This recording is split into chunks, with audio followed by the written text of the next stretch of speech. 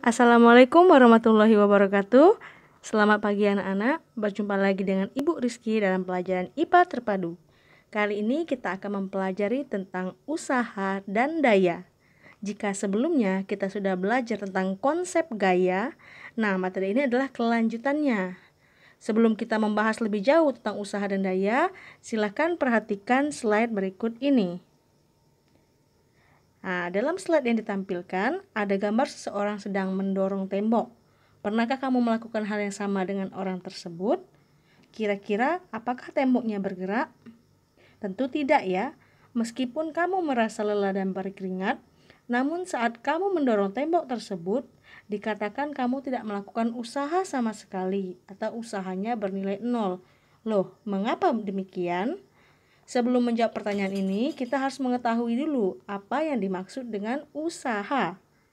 Usaha itu adalah suatu bentuk besaran yang ditentukan oleh besar gaya yang diberikan kepada benda atau disimbolkan dengan F dan besar perpindahannya atau delta S. Jadi secara matematis bisa kita tulis sebagai W adalah simbol usaha ya. W sama dengan F dikali delta S. Dengan W adalah usaha, satuannya adalah joule. F adalah gaya, satuannya adalah newton. Dan delta S adalah perpindahan, satuannya meter. Untuk lebih jelasnya, silakan diperhatikan contoh soal berikut ini. Misalkan, Lani mendorong rak dengan gaya sebesar 100 newton, sehingga rak tersebut berpindah sejauh 10 meter. Sedangkan Siti mendorong rak lainnya yang sama massa dan ukurannya dengan gaya sebesar 400 newton sehingga rak tersebut berpindah sejauh 40 meter. Berapakah besar usaha yang dilakukan oleh Lani dan Siti? Nah, cara menjawab pertanyaan ini cukup mudah karena kita hanya menggunakan persamaan yang kita lihat sebelumnya, yaitu W sama dengan F dikali delta S. Jika kita menggunakan persamaan tersebut, dapat kita ketahui bahwa W Lani adalah 100 newton dikali dengan 10 meter. Akan mendapatkan hasil 1000 joule. Dan W Siti adalah 400 newton dikali 40 meter sama dengan 16.000 joule. Jadi besar usaha yang dilakukan keduanya adalah Lani melakukan usaha sebesar 1000 joule dan Siti melakukan usaha sebesar 6000 joule. Sampai di sini ada yang ingin tanyakan? Jika ada yang ingin kalian tanyakan, silahkan komentar di grup WhatsApp kelas kita supaya kita bisa bahas bersama-sama. Selanjutnya, coba kalian perhatikan pada layar terdapat gambar simulasi. Si Lani dan si Siti sedang mendorong lemari atau rak tadi ya. Pada gambar yang bagian atas, anak berbaju hijau adalah Lani.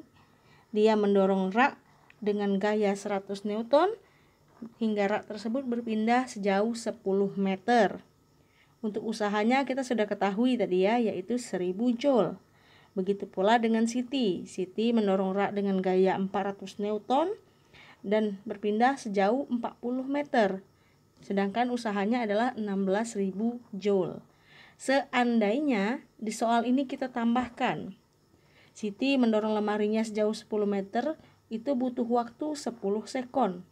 Sedangkan Lani mendorong lemarinya sejauh 10 meter butuh waktu 10 sekon. Sedangkan si Siti mendorong lemarinya sejauh 40 meter membutuhkan waktu 40 sekon. Yang jadi pertanyaan adalah bagaimana dengan laju energi yang dikeluarkan oleh Lani dan Siti? Siapakah di antara mereka berdua yang mengeluarkan energi paling banyak? Nah, untuk menjawab pertanyaan ini, kita akan masuk ke konsep daya.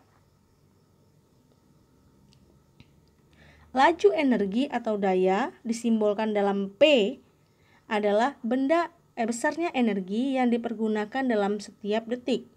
Sehingga dapat ditentukan dengan cara membagi besar usaha atau W tadi dengan selang waktu atau T.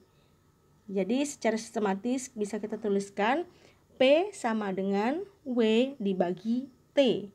Dengan P adalah daya, satuannya adalah watt. W atau usaha, satuannya adalah joule. T adalah waktu, satuannya adalah second. Dengan menggunakan rumus ini, kita bisa menjawab pertanyaan sebelumnya. Bisa kita cari jika P Lani adalah besar usahanya dibagi dengan waktu yang ia butuhkan.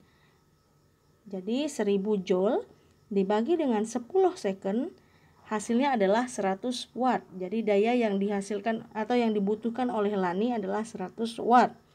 Sedangkan untuk Siti, karena usahanya adalah 16.000 joule dan waktu yang dibutuhkan adalah 40 sekon, maka daya yang dihasilkannya atau yang dibutuhkannya adalah 400 watt. Sampai di sini ada yang ingin tanyakan? Jika ada yang ingin tanyakan, boleh silakan komentar ya. Jangan ragu untuk bertanya. Lebih baik bertanya ketimbang kalian kebingungan dalam menyelesaikan soal. Oke, terakhir untuk materi ini ada tugas 7 yaitu tentang usaha dan daya. Soalnya hanya satu, tetapi kita akan diminta untuk menentukan besar usaha dan besar daya. Silakan kerjakan tugasnya di buku latihanmu dengan menyertakan langkah atau cara penyelesaiannya. Yang kedua, kirimkan foto jawabanmu ke WA guru yang bersangkutan, sertakan juga foto bukti saat sedang mengerjakan soal. Demikianlah pelajaran kita hari ini, semoga membawa manfaat bagi kita semua. Akhir kata, wassalamualaikum warahmatullahi wabarakatuh. Selamat pagi, sampai jumpa.